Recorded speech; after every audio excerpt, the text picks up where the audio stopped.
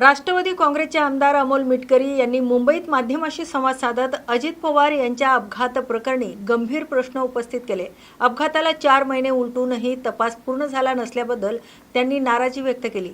या संदर्भात त्यांनी मुंबई पोलिसांचे विशेष आयुक्त सदानंद दाते आणि तेजस्विनी सातपुते यांची भेट घेत पत्र दिल्याची माहिती दिली।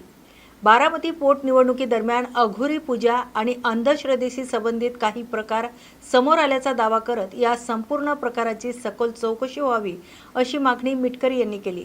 जर हा अपघात असेल तर सत्य समोर यावं, पण त्यामागे काही संशयास्पद बाबी असतील तर त्याचाही तपास झाला पाहिजे असं ते म्हणाले। सीबीआय चौकशीसाठी पत्रव्यवहार केल्याचं सांगत त्यांनी कॉल डिटेल्स आणि सीसीटीव्ही फुटेज तपासात महत्त्वाची ठरू शकतात असंही नमूद केलंय। दरम्यान हिंदी भाषेबाबत बोलताना मराठी मायभूमीची भाषा असली तरी देशातील प्रत्येकाला हिंदी ही आली पाहिजे असं मत त्यांनी व्यक्त केलंय। सीबीआयच्या तपास यंत्रणेसंदर्भात सुद्धा चर्चा केली, पण तशी काही समाधानकारक उत्तरं मला मिळालेली नाही।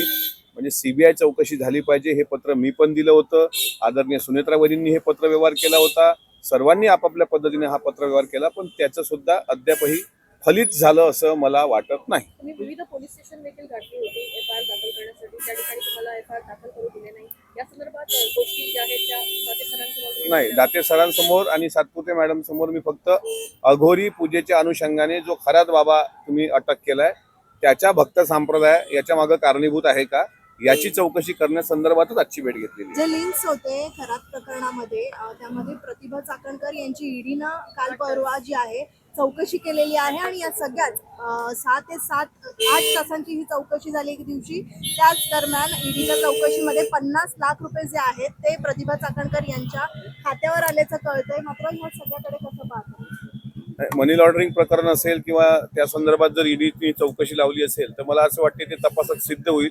कोणाच्या अकाउंटवर ट्रान्झॅक्शन झालं, कोणाच्या अकाउंटवरून ट्रान्झॅक्शन झालं, 29 जानेवारीचं ट्रान्झॅक्शन चेक करा। मी तर परत त्यांना भेटून सांगणार आहे की साधारणपणे 27 जानेवारी, 28 जानेवारी, 29 जानेवारी आणि 30 जानेवारी या 4 दिवसामधले कॉल डिटेल्स, या 4 दिवसामधले ट्रान्झॅक्शन, ह्या सगळ्या गोष्टी तपासात पुढे आल्या तर मला असं वाटते विमान अपघातापर्यंत हे जातं। आता त्यांची जी काही चौकशी झालेली आहे तो चौकशीचा भाग आहे, त्याबाबत ते त्या पद्धतीने उत्तर देतील।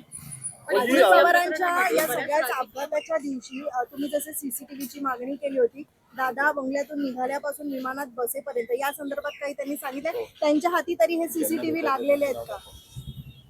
मी आता ज्यावेळेस दाते सरांना ह्या बाबतीतच विचारलं त्यांनी मला एडीजी सीआयडी ऑफिस पुणे हा ॲड्रेस दिलाय आणि एडीजी साहेबांना मी स्वतः पुण्याला सुद्धा भेटायला जाणार आहे।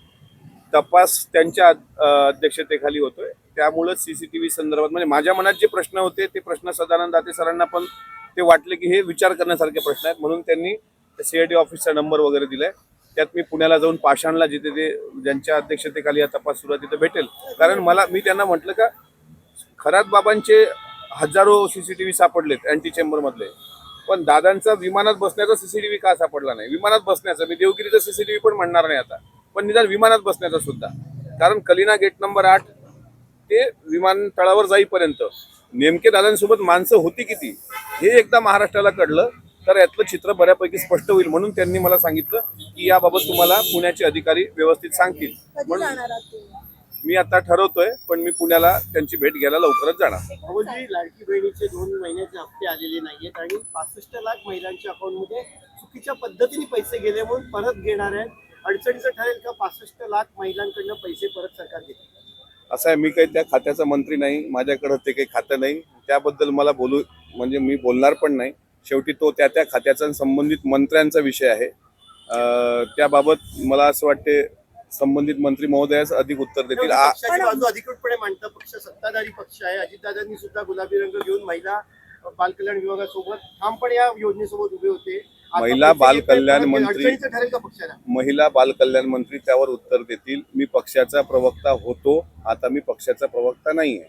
मी अजितदादा पवार यांचा एक कार्यकर्ता म्हणून आज सदानंद दाते सरांची भेट घेतली आणि सातपुते मॅडमची भेट घेतलेली आहे।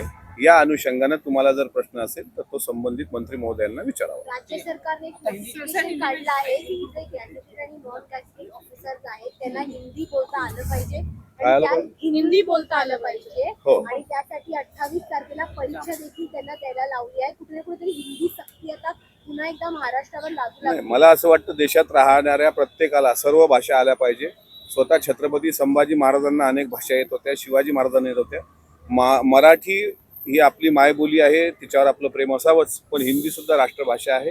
त्यामुळं सर्व जातीचा, सर्व धर्माचा, सर्व भाषेचा आणि राष्ट्रभाषा हिंदी असल्यामुळं आपण तिचा सन्मान केला पाहिजे.